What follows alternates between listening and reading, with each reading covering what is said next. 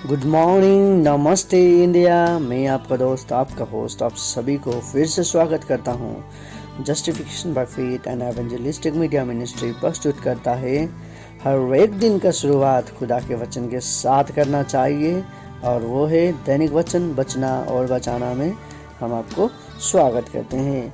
आज मंगलवार 31 मई 2022, आखिरी दिन मई महीना का। आज का विषय हमने लिया है परमेश्वर का प्रेम उमड़ता है। वचन लिया गया है मत्ती का पुस्तक 5 का 44 और 45। हम देखेंगे, आइए हम देखते हैं।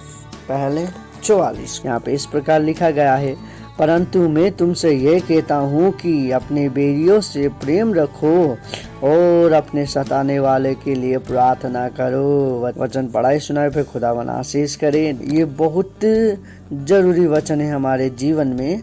हम देखते हैं संसार हमें कुछ और सिखाता है, प्रभु का वचन कुछ और कहता है, और बहुत कठिनाई है वह प्रभु का वचन पे चलना। यहाँ आसान नहीं है। एक ईसाई या एक विश्वासी बन के जीवन जीना बहुत कठिनाई भर के होता है, क्योंकि अभी का जो संसार है, अभी का जो जमाना है, हम कहते हैं सब मतलबी, सब अपना काम है बनता बाढ़ में जाए जनता कहने वाले लोग होते हैं। मेरा घर पे चूल्हा जलना चाहिए, बाकी का घर का मेरे को मालूम नहीं।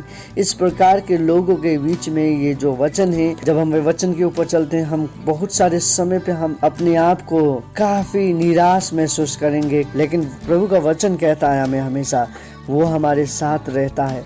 देखिए, हम सुनते हैं कि प्रभु का वचन दो धारी तलवार है, सुनने वाले को भी मारता है, बोलने वालों को भी मारता है।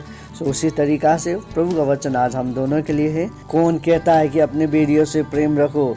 हर एक इंसान, हर एक जाति के लोग कहते हैं कि अपने बेरियों को समाप्त करो, अपने बेरियों को मारो, पीटो, काटो, उसका कोई अंश नहीं बचना चाहिए बोल के हर एक लोग कहते हैं कि अपने दुश्मन को मारो, अपने दुश्मन को मार फेंको।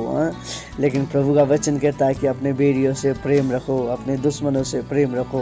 आहा, क्या वचन दिया है खुदावन ने, क्या वचन लिखा गया है। या एक चमड़ी में होने के कारण हमारे लिए ये बहुत कठिनाई होता है कि हम अपने बेरियों से प्रेम रखें, लेकिन खुदा को जानने वाला, खुदा को मानने वाले अपने बेरियों से प्रेम हमेशा रखता है। और उतना ही नहीं, हमें खाली अपने बेरियों से प्रेम रखना ही नहीं, और भी क्या कहता है देखिए, और अपने सताने वालों के लिए प्रार्थना करो। बेरियों से तो प्रेम रखना है, और हमें जो सताते हैं उनको ऊपर भी हमें प्रार्थना करना है। हमें सताने वाले कौन हैं? बहुत सारे लोग हैं जो हमें सताते हैं। जब हम प्रचार में जाते हैं तो बहुत सारे लोग हमें सताते हैं, या हम कभी ट्रैक बांटते हैं तो उस समय पे लोग हमें सताने वाले होते हैं। हर एक जगह पे हमें सताने वाले लोग मिलते हैं। सो उसके लिए हमें प्रार्थना करना है, चाहे हमारे अपने घर में हो, चाहे हमारा अपने काम में जितने भी होते हैं, सभी के लिए हमें प्रार्थना करना है, ताकि हम सताए ना जाएं। खुदावन उससे डील करे बोल के हमें उसके लिए प्रार्थना करना जरूरी है। देखिए, जब हम एक विश्वासी बनते हैं, सतावट हमारा अधिकार है बोल के वचन कहता है। यदि आपके जीवन में सतावट नहीं आ रहा है, दैट मीन्स हम गलत रास्ते पे हैं। हमारे जीवन पे सतावट होना चाहिए, ताकि मुसीबत हमारे जीवन पे होने से हम प्रभु में लगते रहते हैं, प्रभु में प्रार्थना करते हैं, प्रभु को याद करते हैं। इस प्रकार का जीवन हमारा जिया जाता है। लेकिन हम यदि ये सब को छोड़ छाड़ के हम खाली अपने जीवन में जीते रहें, खुशी से जीते रहे, तो हम प्रभु को भूल जाएंगे, खुदावन को भूल जाएंगे। उसी तरीक़ा से खुदावन हमें वो चाहता है कि हम उसे ना भूलें और वो हमें ना भूले। तो उसी तरीक़ा से वो क्या कहता है कि हमें भी बहुत सारे रास्ते में चलने के लिए हमें सिखाता है। देखें, यहाँ पे जिस प्रकार से एक रिचर्ड बोल के एक पास्टर था, 14 साल वो जेल में रहा था। उसके बाद वो निकला, उसका जो हृदय था वो प्रेम से भर गया था। पहले वो ऐसे इंसान था, क्रिश्चियन को विरोध करने वाला इंसान, बाद में उसका हृदय जो परिवर्तन होते गया, और वो सताता था क्रिश्चियन लोग को, उसका वो सताना बंद हो गया। उसका जो हृदय परिवर्तन होते होते उसने भी यीशु मसीह को अपना उद्धारकर्ता ग्रहण किया। और जब वो अपना उद्धारकर्ता यीशु मसीह को ग्रहण किया, जब वो जेल में रहते हुए अपने उसका जो इंचार्ज था उससे बात किया, जब मैं क्रिश्चियन हुआ तब मैं एक नया जीवन, मेरा नया चरित्र आया है। और वो चरित्र वो खाली पानी से निकल के नहीं, वो खाली क्या से हुआ, द लव ऑफ क्राइस्ट, जो प्रभु का प्रेम दया करने वाला हृदय से मेरा हृदय भी और भी चमक उठा बोल के वो कहता है। सो उसी तरीक़ा से जब हम देखते हैं हमारे जीवन में भी हम बहुत सारे समय पे सताए जाते हैं, हमारे द्वारा भी बहुत सारे ईसाई को हम सताते हैं, हमें वो नहीं करना है। और जितने लोग हमें सताते हैं उनके लिए हमें प्रार्थना करना है। विश्वासी लोग थे, प्रचार पे उसको प्रोसिक्यूशन करता था, सताते थे, तो वो सताने के कारण वो जो ईसाई लोग था वो उसके लिए प्रार्थना करता था।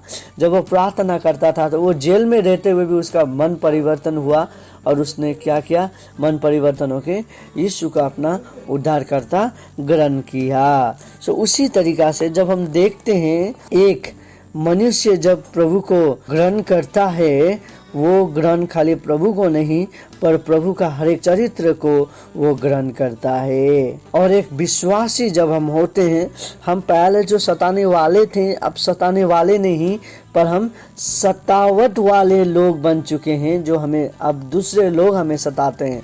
सो वो रिचर्ड ने अपने आप को उसके नज़र पे देखा और उसको और भी प्रेम और भी दया और खुदावन के नाम का ऊपर और भी उसका प्रेम बढ़ने लगा और वो खुदावन के प्रेम में और भी डूबने लगा।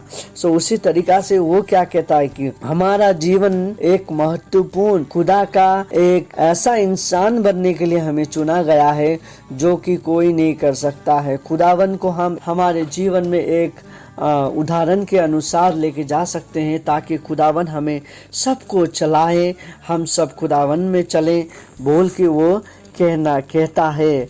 हमारा रेस्पॉन्स क्या होना चाहिए जब कोई हमें सताता है, तब हमारा रेस्पॉन्स ये होना चाहिए कि आप हमें जितना भी सताए हम आपके लिए प्रार्थना करेंगे। जो उनके ऊपर सतावट करता था उनके लिए प्रार्थना कर देता था, उसका फल क्या होता था, वो लोग भी परिवर्तन हो जाते थे।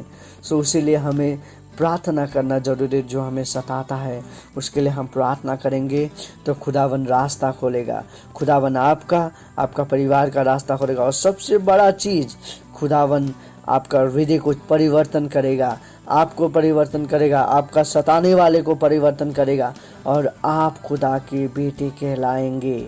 आपका जीवन, हमारा जीवन क्या होना चाहिए, हमारा जीवन चैनल ऑफ ब्लेसिंग होना चाहिए, एक आशीष का मार्ग बन सकूं। खुदावन मुझे बना बोल के हमें कहना चाहिए ताकि खुदावन हमें वो बना सके बोल के हम कहते हैं।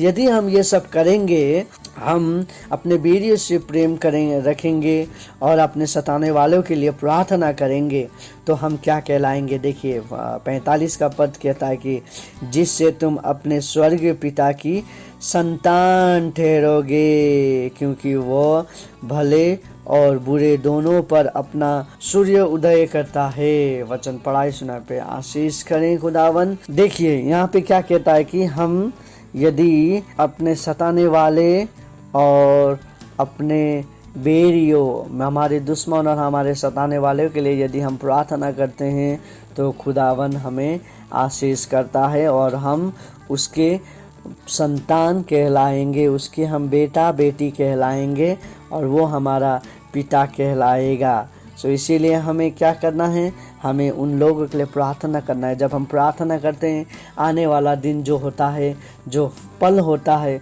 वो हमारे लिए असल पल होता है और ब्लेसिंग वाला पल होता है। सो यही इसीलिए हम कहते हैं कि खुदावन को हमें याद करना है, हमारे दुश्मनों के लिए प्रार्थना करना है। हम ऐसा नहीं कह सकते हैं कि तुम्हें तुम्हारा खुदा माफ़ करे, मुझे मेरा खुदा माफ़ करे। नहीं, सबका खुदा एक है, सबका मालिक एक है खुदावन। इसीलिए हमसे सभी से कहता है कि एक दूसरे से प्रेम रखो।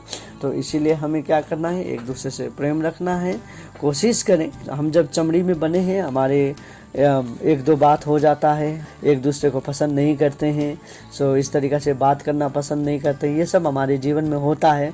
पर इससे क्या होता है, बोलने से हम दूर होते जाते हैं।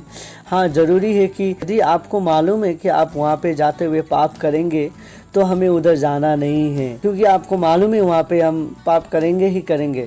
देखिए, गलत सोचना पाप है, गलत बोलना पाप है, गलत करना पाप है। वचन कहता है गलत सुनना भी पाप है। सो ये सब चीज़ से हमें, जब हम दूर रहेंगे तो हम पवित्र संतान, पवित्र खुदा के पास रहेंगे। हाँ, ऑफ कोर्स हम प्रार्थना कर सकते हैं, यहाँ वहाँ जब हम जाते हैं उस समय पे हमें प्रार्थना करना बहुत ज़रूरी है। सो आज का वचन से हम यही सुने हैं कि हमारे दुश्मनों को भी हमें प्रेम करना है, हमारे सताने वाले के लिए भी हमें प्रेम करना है। यदि हम ये करते हैं तो हम खुदा के संतान कहलाएंगे।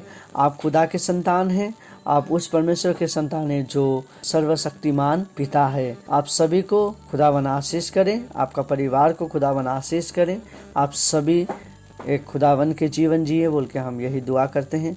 आपका दिन, आपका परिवार का दिन, सभी का दिन शुभ हो। धन्यवाद।